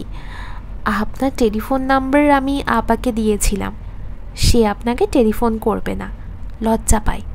কাজেই ভাবলাম আমিই করি। আপনি বিরক্ত হচ্ছেন না তো? বিরক্ত হব কেন? আপনার চেহারা দেখে মনে হয় আপনি অল্পতেই বিরক্ত হন। আমি অল্পতে কেন, বেশিতেও বিরক্ত হই না। বিরক্ত না হলেই ভালো, কারণ বড় আপুর স্বভাব হলো সবাইকে বিরক্ত করা। আপনাকে সে বিরক্ত করে মারবে, আপনার সঙ্গে সে নানান ধরনের ফাজলামি করবে, আপনার জীবন অতিষ্ঠ করে তুলবে। তাই নাকি? হ্যাঁ তাই। সে আপনাকে কি ডাকছে জানেন? ডাকছে খাতাউর। খাতাউর? হ্যাঁ খাতাউর, আপনাকে ডাকছে নওয়ানির জমিদার মিস্টার খাতাউর। শোনো এসা, আমরা জমিদার টমিদার না। আমার চাচার বেশি কথা বলা অভ্যাস। আমার খুবই লজ্জা লাগছে যে তিনি এ ধরনের কথাবার্তা বলেছেন। এখন জমিদার না হলেও এক সময় তো ছিলেন। অনেক আগের কথা, আমরা এখন খুবই দরিদ্র মানুষ। আপনার জমিদারি নিয়ে বড় আপা কিন্তু আপনাকে খুব খেপাবে। গতকালই আমাকে বলেছে, এই এসা, তুই আমাকে আপা ডাকবি না, আমি জমিদারের বউ, আমাকে ডাকবি মহামান্য নওয়ানির প্রাক্তন জমিদারিনী। তোমার কথা শুনে আমার তো খুবই লজ্জা লাগছে। আর আপনি খুব কাশছিলেন না, এই নিয়ে তো বড় আপু অনেক মজা করেছে। বলেছে খাতাউর সাহেবের যক্ষা আছে। যক্ষা হচ্ছে রাজরোগ। সে রাজা মানুষ, তার তো রাজরোগ থাকবেই। আচ্ছা শুনুন, আপনার কাশি কি কমেছে? হ্যাঁ কমেছে। আপাকে দেখে ওই দিন আপনার কেমন লেগেছে? বেশ সুন্দর। আপনি তো চোখ তুলে আপার দিকে তাকাননি। আপার ধারণা আপনি পায়ে স্যান্ডেল পরেছিলেন। সেই স্যান্ডেলের ফিতার ডিজাইন নিয়ে গবেষণা করে আপনি পুরো সময় কাটিয়ে দিয়েছেন। আচ্ছা শুনুন, নাস্তা দেওয়ার সময় আপা যখন সবাইকে বাদ দিয়ে আপনাকে প্রথম প্লেটটা দিল, তখন কি একটা ধাক্কার মতো খেয়েছিলেন? না। তাহলে আপার হিসাবে ভুল হয়েছে। আপা আপনাকে চমকে দেওয়ার জন্য এই কাজটা করেছে। সে মানুষকে চমকাতে খুব পছন্দ করে। এখন বুঝতে পারছি আপা আপনাকে চমকাতে পারেনি। অন্য সময় হলে অবশ্যই চমকাতাম, ওই দিন ঘোরের মধ্যে ছিলাম, কিছু বুঝতে পারিনি। আর একটা কথা, আপনারা যে আপাকে টাকা এবং আংটি দিলেন, আপনারা যখনই মেয়ে দেখতে যান পকেটের টাকা আংটি নিয়ে যান। আপার ধারণা আপনারা আগেও অনেক মেয়ে দেখেছেন, প্রতিবারই পকেটে করে টাকা আংটি নিয়ে গেছেন। আপার ধারণাটা কি ঠিক? হ্যাঁ ঠিক। আচ্ছা ধরুন কোনো কারণে বিয়ে হলো না, তখন কি আপনারা টাকা আংটি ফেরত নেবেন? এমন কথা বলছো কেন? এমনি বলছি, রাগ করবেন না। রাগ করছি না, আমি এত সহজে রাগ করি না। আপনার সঙ্গে যে আমার এত কথা হয়েছে এটাও আপাকে বলবেন না, সে জানলে খুবই রাগ করবে। আপা চট করে রেগে যায়। আপার স্বভাব আপনার উল্টো। আপনি রাগ করেন না, আপা করে। স্কুলে তার নাম ছিল আর কে। আর কে মানে কি? আর কে মানে রাগকুমারী। আপনি কিন্তু আপাকে কিছু বলবেন না। আমি কখনো তাকে বলবো না। আচ্ছা শুনুন, আমার মাথায় একটা বুদ্ধি এসেছে। আপা যেমন আপনাকে চমকে দিয়েছে, আপনিও তাকে চমকে দিন। আমি আপনাকে সময় বলে দিচ্ছি। ঠিক 1:30টার সময় আপা কলেজ থেকে বের হয়। কলেজ গেটের সামনে আপনি ফুল নিয়ে দাঁড়িয়ে থাকুন। আপনাকে দেখে আপার আক্কেল গুড়ুম হয়ে যাবে। আমার ধারণা হাত থেকে বই খাতা ফেলে দেবে। এই কাজটা আমি করতে পারবো না এশা, আমি খুবই লাজুক মানুষ। তাহলে কি করা যায় বলুন তো? তোমাকে কিছু করতে হবে না, থ্যাংক ইউ। না, আপনাকে করতে হবে। আমি চাই আপনি আপাকে চমকে দিন, আবার একটা শিক্ষা হোক। আপনাকে কলেজের গেটের সামনে দাঁড়াতে হবে না। একটা কনফেকশনারি দোকান আছে, নাম নিরালা। আপনি দোকানে ঢুকে একটা কেক বা পেস্ট্রি খাবেন, আপা সেখানে উপস্থিত হবে। সে শুধু শুধু সেখানে যাবে কেন? যাবে কারণ আমি তাকে বলে দেব ওই দোকান থেকে আমার জন্য একটা জিনিস আনতে। পারবেন? না, পারবো না। আপনাকে পারতেই হবে, প্লিজ। আগামীকাল দুপুর 1:30টায় 1:40-এ আবার ক্লাস শেষ হবে। দোকানে আসতে আসতে তার লাগবে 10 মিনিট। এশা, আমি এই কাজটা করতে পারবো না। না পারলে কি আর করা? আমার অফিস আছে, অফিস কামাই দিয়ে দোকানে বসে কেক খাওয়া। কেক খাওয়ার জন্য তো অফিস কামাই দিচ্ছেন না, যে মেয়েটাকে বিয়ে করতে যাচ্ছেন তার সঙ্গে কিছুক্ষণ গল্প করতে যাচ্ছেন। বিয়ের পরে তো গল্প করবই। বিয়ের পরে গল্প করা আর বিয়ের আগে গল্প করা কি এক? এক না। না, এক না, আকাশ পাতাল তফাৎ। তুমি বুঝলে কি করে? তুমি তো বিয়ে করনি। বিয়ে না করলেও বুঝতে পারছি, এই সব ব্যাপারে মেয়েরা ছেলেদের চেয়ে অনেক বেশি বোঝে। আপনি যাবেন কিন্তু? ধরো আমি গেলাম, তারপর দেখলাম তোমার আপা আসেনি। আপা যাবে, আমি ব্যবস্থা করে রাখবো, আর না গেলে দেখা হবে না। তুমি দেখি খুবই ইন্টারেস্টিং মেয়ে। দুলা ভাই, আপনি যাবেন তো? মাই গড, এখনই দুলা ভাই ডাকছো কেন? একদিন তো ডাকতেই হবে, একটু প্র্যাকটিস করে নিই। আগে ভাগে প্র্যাকটিস করতে হবে না, আমার খুবই লজ্জা লাগছে। লজ্জা লাগলে ডাকবো না। আচ্ছা শুনুন, আপনি কাল যাচ্ছেন তো? এখনো বলতে পারছি না। না, আপনাকে যেতে হবে, না গেলে আমি খুবই রাগ করব। আমি আপনার একটা মাত্র শালী, আমাকে রাগালে তার ফল ভালো হবে না। টেলিফোন রাখি, অনেকক্ষণ কথা বলে ফেললাম। আপনি বোধহয় আমাকে ফাজিল টাইপ মেয়ে ভাবছেন। দুলা ভাই, আমি কিন্তু ফাজিল টাইপ না। সরি, আবার দুলা ভাই বলে ফেললাম। শ্যামা টেলিফোন রেখে খানিকক্ষণ হাসল। ছোট বোন সেজে টেলিফোন করার এই বুদ্ধিটা হঠাৎ তার মাথায় এসেছে। বুদ্ধিটা যে এমনভাবে কাজে লাগবে আগে বুঝতে পারেনি। মানুষটার গলার স্বর সুন্দর, শুনতে ভালো লাগছিল। আরও কিছুক্ষণ কথা বললে হতো, আর একদিন বললেই হবে। প্রথম দিন এত কথা বলা ঠিক না। এশাকে সে ফাজিল মেয়ে ভাববে, এশা মোটেই ফাজিল মেয়ে না। মোত্তালিব সাহেব বারান্দায় বসেছিলেন। শ্যামা বারান্দায় এসে দাঁড়ালো। মোত্তালিব সাহেব বললেন, কার সঙ্গে কথা বললি? শ্যামা হাসল। মোত্তালিব সাহেব গম্ভীর গলায় বললেন, প্রশ্ন করলে প্রশ্নের জবাব দিবি, হেসে ফেলবি না। এতক্ষণ ধরে কার সঙ্গে কথা বললি? বলা যাবে না।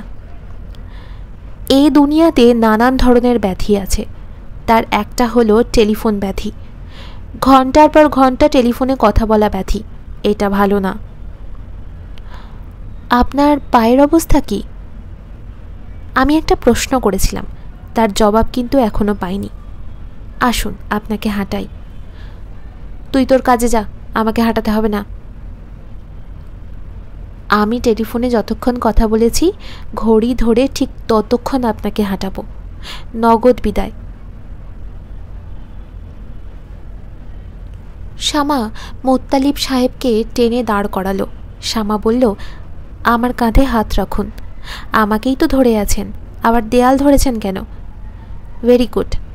এ কি, দুটো পা একসঙ্গে ফেলছেন কেন? আমি 1 2 বলবো।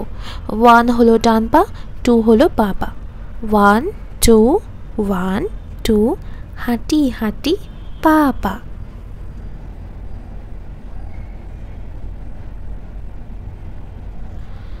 সুলতানা রান্নাঘরে। আব্দুর রহমান সাহেব আজ অফিস থেকে ফেরার পথে ইলিশ মাছ কিনে এনেছেন। তার হঠাৎ সর্ষে ইলিশ খেতে ইচ্ছা করেছে। কাঁচা বাজার থেকে রাই, সরিষা, কাঁচা মরিচ কিনেছেন। 2 কেজি আতপ চালও কিনেছেন। সর্ষে ইলিশ নাকি আতপ চালের ভাত দিয়ে খেতে মজা। ইলিশ সর্ষে রান্না হচ্ছে। এশা খুব আগ্রহ নিয়ে বসে আছে। সুলতানা বললেন, রান্নাঘরে বসে আছিস কেন? এশা বলল, রান্না শিখছি মা, আজ আমি রাঁধব, তুমি আমাকে দেখিয়ে দাও। সুলতানা স্বস্তির নিঃশ্বাস ফেললেন। এশার মুখ থেকে অন্ধকার দূর হয়েছে। গত কয়েকদিন ধরে চিমসে মেরেছিল, এখন হাসি খুশি ভাবটা ফিরে এসেছে। তার যে সমস্যা ছিল সেই সমস্যা নিশ্চয়ই দূর হয়েছে। সুলতানার সামান্য মন খারাপ হলো। তার মেয়েগুলি খুবই চাপা স্বভাব, মনের কথা কেউ মার সঙ্গে বলে না। এশা বলল, লবণের অনুমানটা কিভাবে করব মা, কোনো নিয়ম কি আছে? সুলতানা বললেন, পুরোটাই আন্দাজ, মাখানোর পর জিভে নিয়ে লবণ দেখে নিতে হয়। ওয়াক্থু, কাঁচা মাছ মুখে দেব নাকি? পরে পানি দিয়ে কুলি করে মুখ পরিষ্কার করবি। এশা মাছ মাখছে, সুলতানা মুগ্ধ হয়ে মেয়ের কাজ দেখছেন। সময় কত দ্রুত পার হচ্ছে। কতটুকু মেয়ে ছিল, দেখতে দেখতে কত বড় হয়ে গেছে। একজনের তো বিয়েই ঠিক হয়ে গেল। মা দেখো তো, লবণ কি এতটুকু দেব? বেশি হয়ে গেছে, আরও কম। একটা ব্যাপার খেয়াল রাখবি, লবণ কম হলে পরে দেওয়া যায়, বেশি হলে কিন্তু কমানো যায় না। বেশি হলে পানি দিয়ে ঝোল বাড়িয়ে দেব। সর্ষে বাটায় পানি দিবি কিভাবে? তাও তো কথা। সুলতানা আগ্রহের সঙ্গে বললেন, কাঁচামরিচের একটা ব্যাপার তোকে শিখিয়ে দিই। কাঁচামরিচ আস্ত দিলে মরিচের ঘ্রাণটা তরকারিতে যায়, তরকারি ঝাল হয় না। আর যদি মাঝখান দিয়ে কেটে দিস তাহলে মরিচের ঘ্রাণও যায়, তরকারি ঝালও যায়।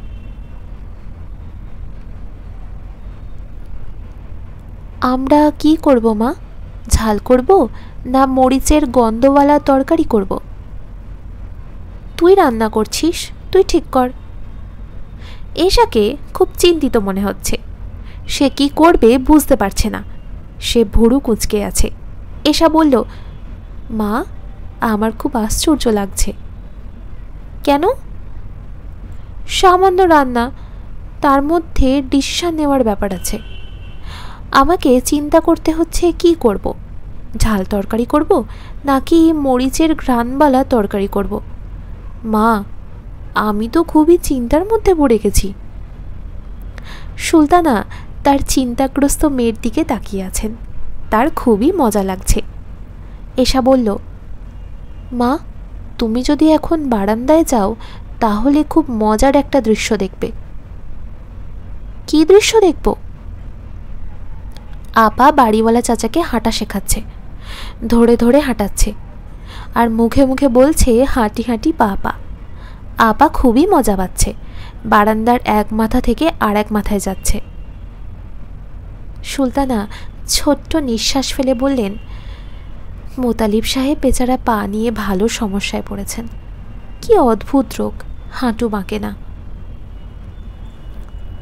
ঈশা বলল, মা তোমাকে একটা কথা বলবো, তুমি কিন্তু রাগ করতে পারবে না।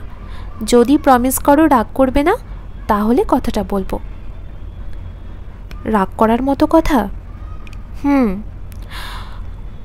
আমার কথা শুনে তোমার হয়তো মনে হবে আমার মন ছোট বলে এ ধরনের কথা বলছি। কথাটা কি? বাড়িওয়ালা চাচার সঙ্গে আপার এত মেশা ঠিক না, মেশামেশি বেশি হচ্ছে। সুলতানা বিস্মিত হয়ে বললেন, এসব কি বলছিস? উনি আমাকে নিজের মেয়ের মতো দেখেন, মা ডাকেন। এশা বলল, মা ডাকলেও ঠিক না। ঠিক না কেন? আমি তোমাকে বুঝিয়ে বলতে পারবো না মা, আমার কাছে মনে হচ্ছে ঠিক না। মোত্তালিব চাচা আপাকে খুব পছন্দ করেন, আবার আপাও ওনাকে খুব পছন্দ করেন। তুমি কি লক্ষ্য করেছ, দিনের মধ্যে একবার দোতলায় না গেলে আপা থাকতে পারে না। ও যায় টেলিফোন করতে। টেলিফোন করতে যাওয়াটা আপার একটা উঁচু হাত। তুই বেশি বেশি বোঝার চেষ্টা করছিস এশা, এত বেশি বোঝা কিন্তু ঠিক না। কিছু কিছু মানুষ আছে ভালোর মধ্যে মন্দ খোঁজে, তুইও তাদের মধ্যে হয়ে গেলি। তুমি রেগে যাচ্ছ মা, কথা ছিল তুমি রাখবে না। আমি রাগিনি, তোর কথা শুনে বিরক্ত হচ্ছি। মানুষের সম্পর্ক এত ছোট করে দেখতে নেই। এশা চুলায় হাঁড়ি বসাতে বসাতে বলল, মা শোনো, একবার মোত্তালিব চাচার টেলিফোন নষ্ট ছিল, প্রায় 1 মাস নষ্ট ছিল। এই 1 মাসও কিন্তু বড় আপা প্রতিদিন একবার করে দোতলায় গেছে। তাতে কি হয়েছে? কিচ্ছু হয়নি, এমনি বললাম।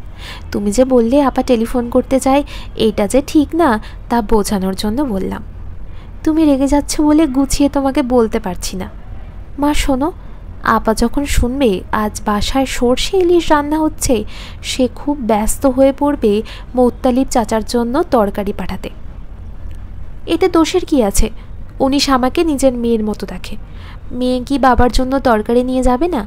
এক টুকরো মাছ মানুষটার জন্য নিয়ে গেলে সেটা দোষের হয়ে যাবে? এশা বলল, মা সরি, এই প্রসঙ্গটা তোলা ঠিক হয়নি। তোমার মুখ থেকে রাগ রাগ ভাবটা দূর করে সহজভাবে তাকাও। আমার মন আসলেই ছোট, কি আর করা। মা, চা খাবে? না। চা খাও, আমি তোমাকে চা বানিয়ে খাওয়াচ্ছি। চা বানানোটা আমি ভালো শিখেছি মা, বানাই প্লিজ। বললাম তো না।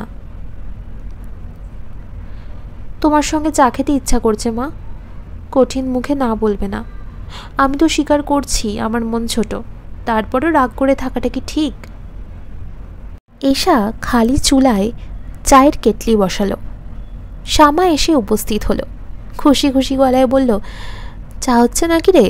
আমিও চা খাবো। আজ কি তুই রান্না করছিস? কি রান্না? সর্ষে ইলিশ। ইলিশ মাছের ডিম ছিল? ছিল। ডিমটা আলাদা করে রাখবি, মোত্তালিব চাচা ইলিশ মাছের ডিম পছন্দ করেন। ডিমটা আমি ওনাকে দিয়ে আসবো। আচ্ছা। সুলতানা এশার দিকে তাকিয়ে আছেন। এশা একবারও মার দিকে তাকালো না, সে নিজের মনে চা বানাচ্ছে। শ্যামা বলল, মা শোনো, চাচাকে এক্সারসাইজ করিয়ে এসেছি। আমার কি মনে হয় জানো মা, আমার মনে হয় এক্সারসাইজের চেয়েও ওনার যেটা বেশি দরকার সেটা হলো সেঁক। কাল থেকে এক্সারসাইজও করাবো, সেঁকও দেব। তুই তো ডাক্তার না, তুই এইসব জানিস কি? শ্যামা চায়ের কাপ হাতে নিতে নিতে বলল, ছোটোখাটো ব্যাপার জানার জন্য ডাক্তার হওয়া লাগে না মা। এশা বলল, আপা তুমি কি আতাউর ভাইকে টেলিফোন করছিলে? শ্যামা বলল, না, আমার এত গরজ নেই। বাবা শখ করে টেলিফোন নম্বর এনেছেন, একবার টেলিফোন করো। শ্যামা হালকা গলায় বলল, বাবার শখ থাকলে বাবা করুক, আমার শখ নেই। সুলতানা নিজের চায়ের কাপ নিয়ে উঠে গেলেন। এশার কথাগুলি শোনার পর থেকে তার ভালো লাগছে না, মনের মধ্যে কি যেন খচখচ করছে, অদৃশ্য কোনো কাঁটা বেঁধে আছে। শোবার ঘর অন্ধকার করে আব্দুর রহমান শুয়ে আছেন। শুয়ে থাকার ভঙ্গিটা কেমন যেন অস্বাভাবিক, লম্বা হয়ে শুয়ে আছেন, পায়ের বুড়ো আঙুল এবং নাক এক লাইনে। সুলতানা ঘরে ঢুকে বাতি জ্বালালেন, উদ্বিগ্ন গলায় বললেন, কি হয়েছে, শরীর খারাপ নাকি? আব্দুর রহমান উঠে বসতে বসতে বললেন, মাথাটা কেমন যেন ঘুরছে, মুখের ভেতরটা টকটক লাগছে। জ্বর আসেনি তো? না। চা খাবে? নাও চা খাও, রান্নার দেরি হবে। অসুবিধা নেই, দেরি হোক। আজ এশা করছে। ও রান্না জানে? জানে না, শিখবে। তোমার বড় মেয়ের রান্নাবান্নায় আগ্রহ নেই, এশার আছে। 2 মেয়েকেই শিখিয়ে দাও। আজকালকার মেয়েরা সব শিখতে রাজি, শুধু রান্না শিখতে রাজি না। রান্না শেখাটা খুব দরকার। আমার মেয়েরা আজকালকার মেয়ের মতো নয়। আব্দুর রহমান চায়ের কাপে চুমুক দিতে দিতে বললেন, আজ প্রভিডেন্ট ফান্ডে খোঁজ নিয়েছি, 1,45,000 টাকার মতো আছে। এতে তোমার মেয়ের বিয়ে দিতে পারবো না। সব টাকা এক মেয়ের পেছনে খরচ করে ফেলবে? তোমার তো আরও একটা মেয়ে আছে। প্রথম বিয়ে একটু ধুমধাম করে দিই, আমি ঠিক করেছি বিয়ের পর মেয়ে জামাইকে গ্রামের বাড়িতে নিয়ে যাব, পালকির ব্যবস্থা করব। পালকি করে জামাই বউ যাবে, গ্রামের মানুষ ভিড় করবে। পালকি পাবে কোথায়? দেশে কি পালকি আছে? আমাদের এদিকে আছে। গ্রামের বাড়িটাও এই উপলক্ষে ঠিক করতে হবে। গ্রামের মানুষরা তো দল বেঁধে বিয়েতে আসতে পারবে না, একটা গরু জবাই করে ওদের খাওয়াতে হবে। তার কি দরকার আছে? আছে, দরকার আছে। সুলতানা শোনো, এর মধ্যে আতাউরকে বলি একবেলা এসে আমাদের সঙ্গে খেয়ে যাক। বলো। অফিস থেকে ফেরার সময় ওকে নিয়ে আসবো, রাতে খেয়ে দিয়ে যাবে, গল্পগুজব করবে। আমি তো আর গল্প করতে পারি না, তোমরা করবে। আচ্ছা, তোমার কিছু স্পেশাল রান্না যে আছে সেগুলো করো। শাশুড়ির হাতের রান্না খেয়ে বুঝুক রান্না কাকে বলে। কলার থোড় বেটে তুমি যে জিনিসটা করো ওটা করবে, আর মাছের টকও রাঁধবে। নেত্রকোনার ছেলে তো, শুটকি পছন্দ করবে, বেগুন দিয়ে শুটকি করবে। আব্দুর রহমান চায়ের কাপ নামিয়ে হঠাৎ উঠে দাঁড়ালেন। সুলতানা বললেন, কি হয়েছে? বমি আসছে। বলতে বলতেই তিনি ঘর ভাসিয়ে বমি করলেন।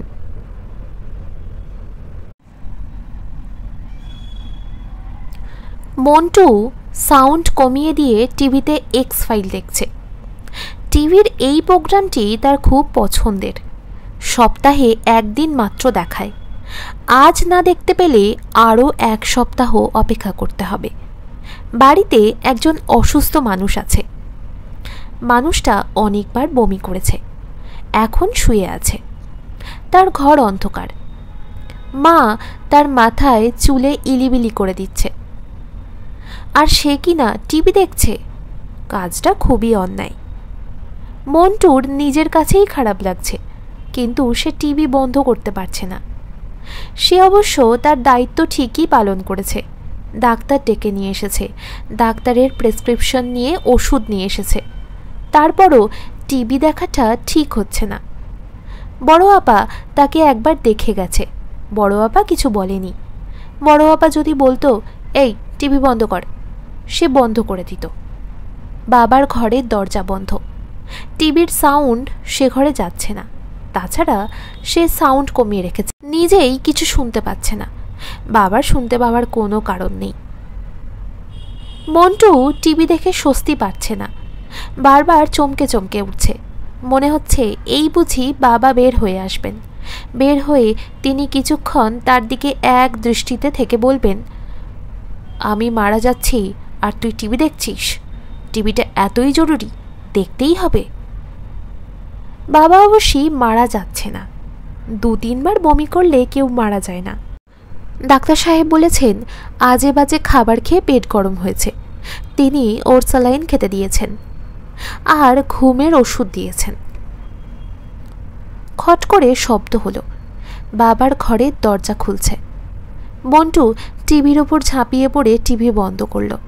সুলতানা বের হয়ে এলেন। তিনি সহজ গলায় বললেন, পড়তে যা, টিভির সামনে বসে আছিস কেন? বলেই তিনি মেয়েদের ঘরে ঢুকলেন। মন্টু আবারও টিভি ছাড়ল। এক্স ফাইলে আজকের গল্পটা খুবই জটিল। এক লোকের অস্বাভাবিক ক্ষমতা আছে। সে তার ইচ্ছা শক্তি দিয়ে মানুষকে প্রভাবিত করতে পারে, কিন্তু সব সময় পারে না। ইচ্ছা শক্তি খাটাতে হলে তার আশেপাশে গাছ লাগে। টবে বসানো গাছ হলেও হবে। ইচ্ছা শক্তি কাজে লাগানোর পর গাছটা মরে যায়। মন্টু টিভির পর্দার সঙ্গে প্রায় চোখ লাগিয়ে আছে।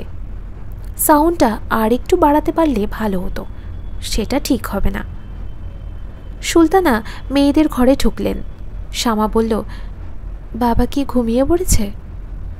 সুলতানা বললেন, হ্যাঁ ঘুমাচ্ছে। তুমি ভাত খেয়ে নাও। আমি খাবো না, খেতে নেই। এসা বলল, মা শোনো, খেতে যাও। বাবার শরীর খারাপ করেছে বলে বাবা খাচ্ছে না, তাই বলে তুমিও খাবে না, এটা কেমন কথা? বললাম না খিদে নেই। খেতে বসলেই খিদে হবে। আমি এত আগ্রহ করে রান্না করেছি, তুমি খাবে না, এটা কেমন কথা? তোর বাবা শখ করে মাছটা এনেছে, সর্ষে বাটা রান্না হবে বলে সরিষা কিনে এনেছে, সে খেতে পারল না, আর আমি খাবো, এইটা বা কেমন কথা? এশা ঝগড়ার ভঙ্গিতে বলল, না খেয়ে তুমি কি প্রমাণ করতে চাচ্ছ মা? তুমি কি প্রমাণ করতে চাচ্ছ যে বাবার সঙ্গে তোমার গভীর প্রণয়? আমি কিছুই প্রমাণ করতে চাচ্ছি না। খিদে মরে গেছে, খেতে ইচ্ছা করছে না বলে খাবো না, তোরা ঘুমোতে যা। সুলতানা চলে গেলেন। শামা এশার দিকে তাকিয়ে বলল, মা এই যে কাজগুলো করে সেগুলো মন থেকে করে না দায়িত্ব থেকে করে? শামা বলল, তোমার বিয়ে হোক, তখন তুমি নিজেই এই প্রশ্নের উত্তর পাবে।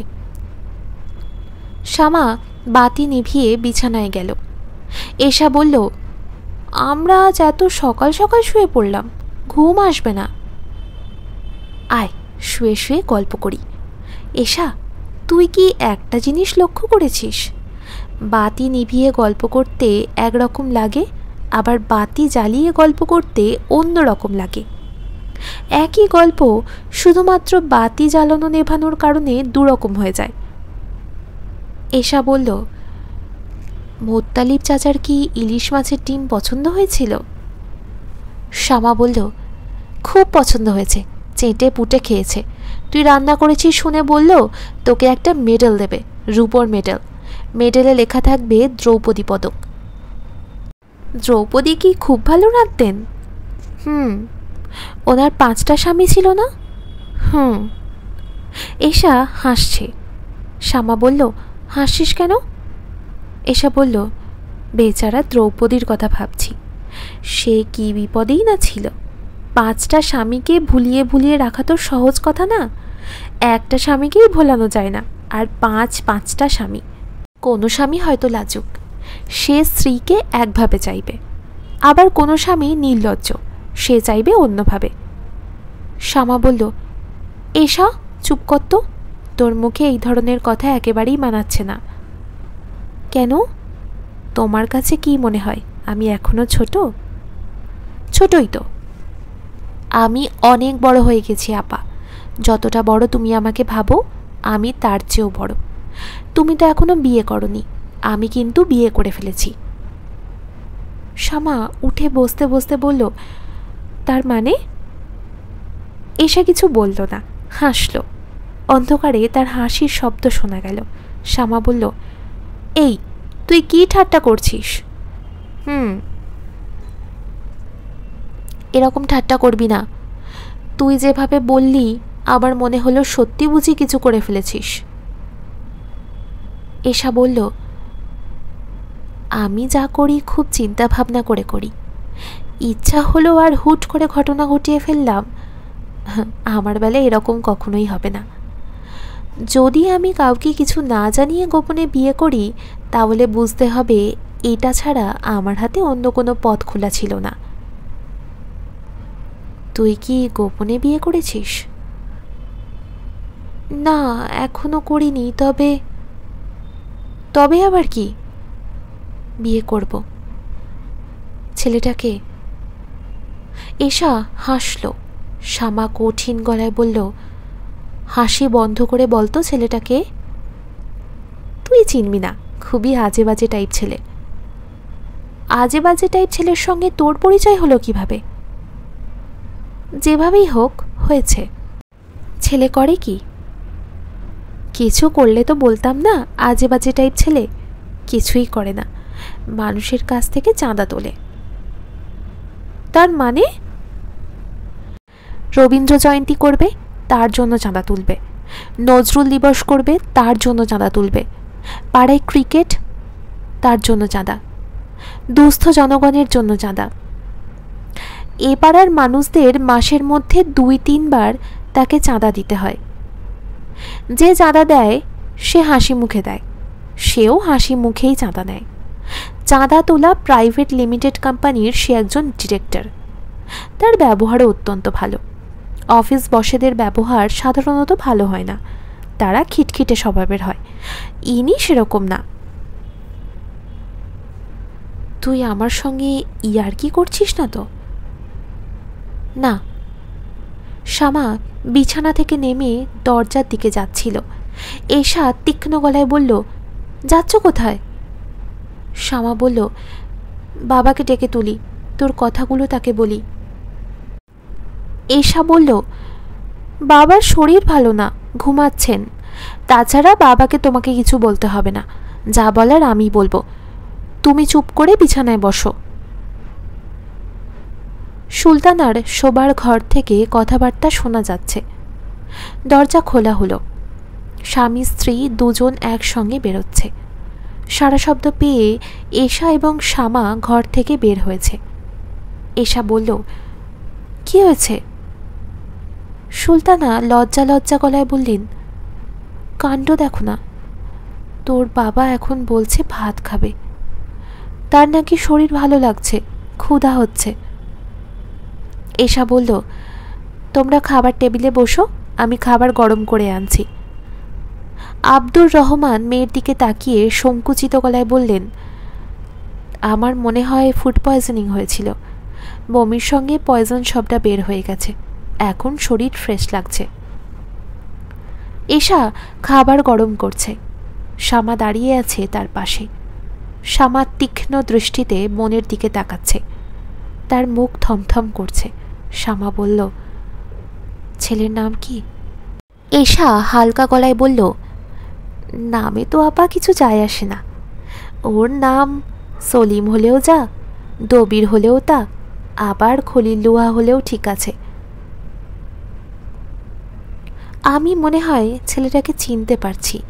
একদিন কলেজে যাওয়ার জন্য রিক্সা পাচ্ছিলাম না, তখন ফর্সা মতো লম্বা একটা ছেলে রিক্সা ঠিক করে দিয়ে আমাকে বলল, আপা উঠুন।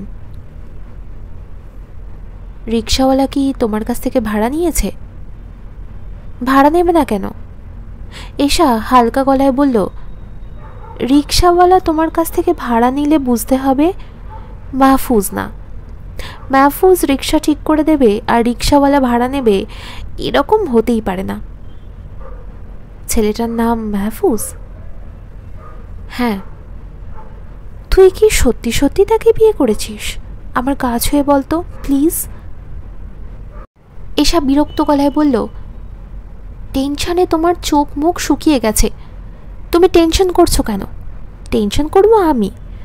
তোমার এখানে টেনশন করার কিছু নেই। আমি টেনশন করব না? না, আমরা যখন একসঙ্গে ছিলাম তখন একজন আর একজনের সমস্যা দেখেছি।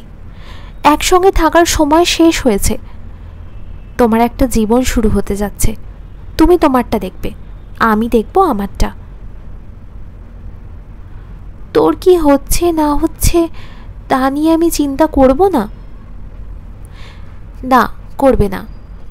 বড় খালা বা ছোট খালা এদের কারোর সঙ্গে কি মার যোগ আছে? যোগ নেই।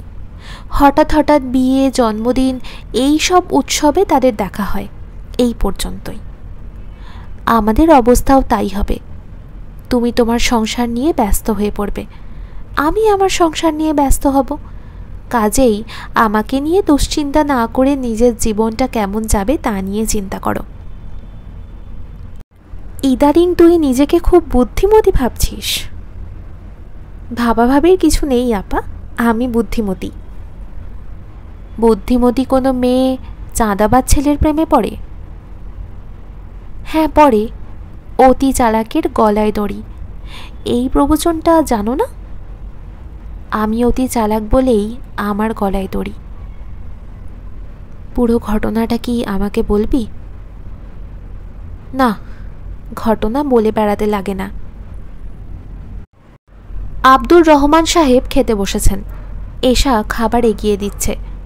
তিনি মেয়ের দিকে তাকিয়ে আদুরে গলায় বললেন, মাছের তরকারিটা অপূর্ব হয়েছে রে মা। এশা শীতল গলায় বলল, মাছের তরকারি তুমি এখনো মুখে দাওনি বাবা। আব্দুর রহমান বিব্রত গলায় বললেন, মুখে দিতে হবে না, আমি চেহারা দেখেই বুঝতে পারছি। চেহারা দেখেই 16 আনার 12 আনা বোঝা যায়। এশা বলল, চেহারা দেখে কিছুই বোঝা যায় না। শেষ হলো গল্পের প্রথম পর্ব। গল্পের পরবর্তী অংশ পরবর্তী পর্বে। ভালো থাকুন, সুস্থ থাকুন, বেশি বেশি করে বই পড়ুন।